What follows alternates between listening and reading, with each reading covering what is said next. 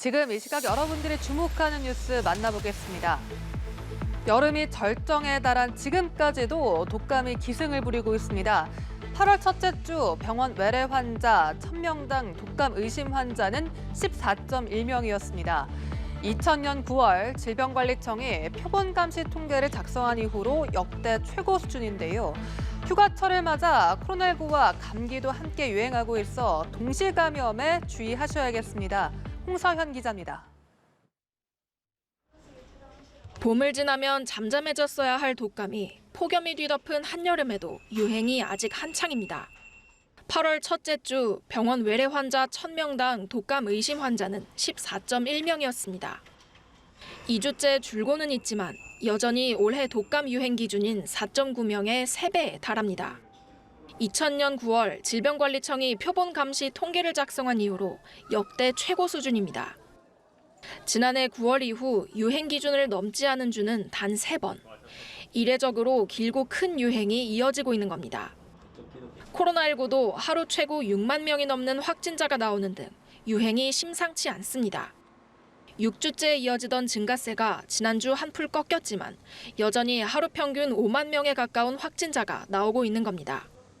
감기도 기승을 부리고 있습니다. 8월 첫째 주 아데노바이러스에 감염돼 입원한 환자는 611명으로 올해 들어 가장 많았습니다. 특히 6주 전부터 가파른 상승세를 보이고 있습니다. 지난 3년간 마스크를 쓰며 독감에 노출되지 않았던 데다 폭염 탓에 밀폐된 실내에서 주로 생활하는 것이 원인으로 꼽힙니다. 문제는 독감과 감기, 코로나19 등 호흡기 질환이 동시에 유행하고 있다는 겁니다. 독감으로 입원하신 분들 중에 상당수가 아데노바이러스나 메타뉴모 같은 조금 독성이 있는 바이러스에 같이 감염이 돼서 폐렴으로 입원하시는 경우가 상당히 많고요. 전문가들은 최근 호흡기 질환에 감염된 적이 없거나 면역력이 약한 고령층의 경우 마스크 착용과 손 씻기에 특히 신경 써야 한다고 강조하고 있습니다. 연합뉴스TV 홍서연입니다. 철근 누락 아파트마저 누락한 LH가 마침내 임원 전원 사직서까지 내걸었죠. 그런데 이번엔 철근 누락 아파트 설계와 감리에 참여한 전관 업체들과 3년간 2천억 원대 수의 계약을 맺은 것으로 나타났습니다. LH는 공모를 거쳤다지만 이 공모 과정 역시 로비가 빈번한 게 현실인데요. 결국 전관 문제는 중장기적 관점에서 다각도의 해법을 찾아야 할 것으로 보입니다. 박효정 기자입니다. 지하 주차장이 무너진 인천 검단 아파트를 설계한 A사는 이곳을 포함해 지난 3년간 수의 계약으로 LH에서 269억 원 규모의 설계 용역 6건을 따냈습니다. A사는 LH는 물론 SH와 서울시, 조달청 출신 전관까지 있는 곳입니다. 국민의힘 박정아 의원이 LH 자료를 분석한 결과 LH는 철근 누락 아파트 설계와 감리에 참여한 전관업체 18곳과 2020년 6월부터 3년간 수의 계약으로만 77건, 2,335억 원 규모의 계약을 체결했습니다. 가장 많이 가져간 곳은 LH 출신이 만든 B사로 3기 신도시 아파트 설계 등 11건을 343억 원에, 보강철근 전체를 빠뜨린 양주 회천 아파트 설계 C사도 7건 217억 원 규모의 계약을 가져갔습니다. LH는 아파트 설계나 설계비 1억 원 초과건은 외부 인사가 참여하는 공모를 거쳐야 하는 공모형 수의 계약이라고 반박했습니다. 하지만 지난해 감사원 지적처럼 공모 심사에 LH 출신 전관들이 로비에 나서는 등 투명성 담보가 어렵다는 게 업계의 중론입니다. 철근 누락 사태의 책임을 물어 임원진 사퇴까지 결정한 LH는 발주평가와 심사에서 아예 손을 떼고 외부 기관에 맡기는 방안을 검토 중인데 실효성이 떨어진다는 지적도 나옵니다.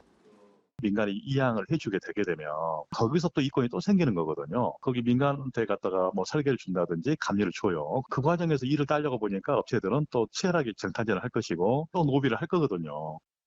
결국 전관 문제는 단번에 해결하긴 어려워서 중장기적인 관점에서 다각도의 해법을 찾아야 할 것으로 보입니다. 연합뉴스TV 박효정입니다. 한국 수영의 간판 황선우 선수가 뺑소니 사고 의혹에 휘말렸습니다. 선수촌에 복귀하던 중 80대 노인을 치고 지나갔다는 건데요. 황선우는 사고 이후 아무 조치 없이 현장을 떠났다. 이 사이드미러 파손을 확인하고 사고 장소로 복귀해 이 현장 출동한 경찰에게 자신이 사고를 낸 것 같다고 알린 것으로 전해집니다. 경찰은 정확한 사고 경위를 조사하고 있습니다. 백기련 기자가 보도합니다. 항저우 아시안게임 출격을 준비 중인 한국 수영의 간판 황선우가 뺑소니 의심 사고를 내 파문이 일고 있습니다. 차를 몰고 진천 국가대표 선수촌에 입촌하려던 중 80대 A씨를 사이드미러로 친 겁니다. 황선우는 사고 이후 아무 조치 없이 현장을 떠났는데 사이드미러 파손을 확인하고 약 30분 뒤 사건 현장에 복귀했습니다. 황선우는 A씨의 신고를 받고 현장에 출동해 있던 경찰에게 자신이 사고를 낸 것 같다고 알린 것으로 전해집니다.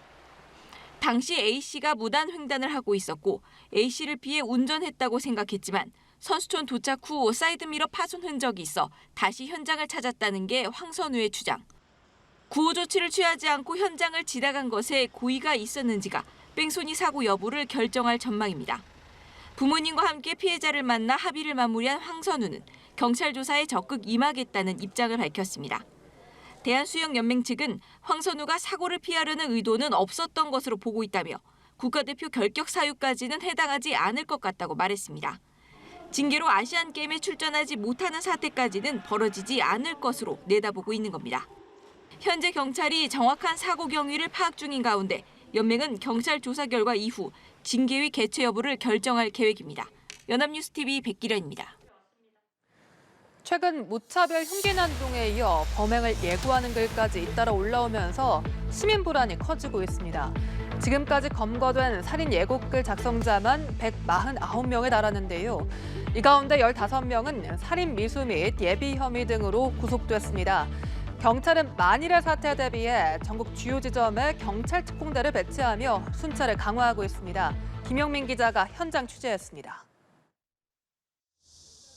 사람들이 몰리는 기차역 주변입니다. 이른 아침부터 검은 철판을 두른 장갑차가 보입니다. 도심 순찰에 나선 경찰 특공대입니다. 대원들은 각종 장비를 비롯해 자동 소총을 챙깁니다. 탐색견 니트로도 함께 나옵니다. 어떤 거 하시는 작업이신 거죠? 총기, 칼부림이나 이런 것들이 테러로 규명됐기 때문에 저희가 현재 경찰 특공대 임으로써 유사시에 발포할 수 있게. 일부 대원들은 역 입구를 지키고 나머지는 주변 순찰에 나섭니다. 흉기 소지 의심자나 이상행동자에 대한 선별적 검문 검색을 하기 위해서입니다. 다중운집시설 마산역인 곳에서 현재 최근에 발생한 그 무차별 흉기 사건 및 또 흉기 협박 이런 것에 대비해서 역 안에서는 물품 보관함과 사람들이 몰리는 대합실 위주로 순찰이 진행됩니다. 경찰은 기차역 등 사람이 많이 몰리는 곳을 중심으로 치안 활동을 대폭 강화했습니다.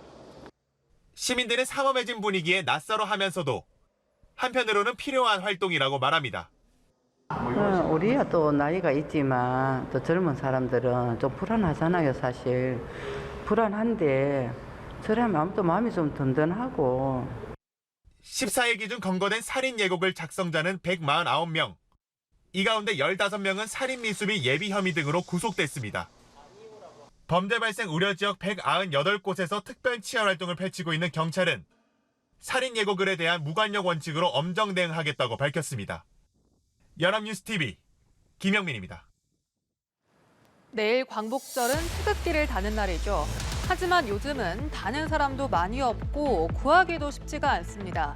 국경일 의미는 알아도 태극기를 꼭 달아야 한다는 인식은 옅어진 탓에 다는 사람이 없으니 파는 곳도 드물어졌습니다. 또 헬조선이란 단어가 유행처럼 번지는 만큼 나라에 대한 자긍심이 줄고 태극기 의미도 정치화됐기 때문이란 분석도 나옵니다. 자세한 소식 신선재 기자입니다. 국경일이면 집집마다 태극기를 달던 모습은 옛 풍경이 돼버린 지 오래. 아파트 한 동에서 한두 집을 빼고는 태극기 단 걸 찾아보기 어렵습니다.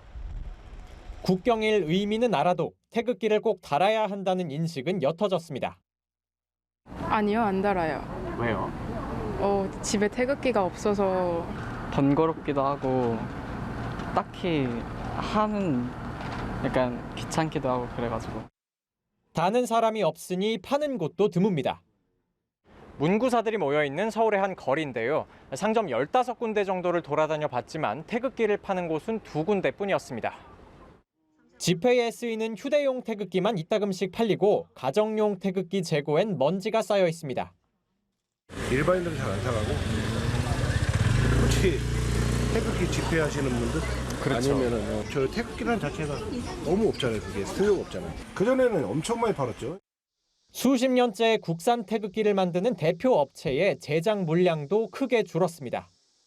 별로 요즘에 뭐 관심이 없어 별로 안 달잖아요. 보면 한 10년 전하고 벌써 해도 한 40-50%는 줄었다고 봐요. 생산량이 40-50% 줄었으니까. 헬조선이란 단어가 유행처럼 번지는 만큼 나라에 대한 자긍심이 줄고 태극기 의미도 정치화됐기 때문이란 분석입니다.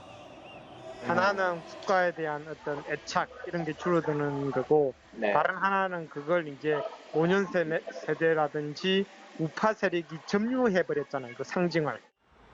일부 지자체가 태극기 개양 캠페인을 벌이기도 하지만 큰 관심은 못 끄는 이유입니다. 연합뉴스 TV 신선재입니다.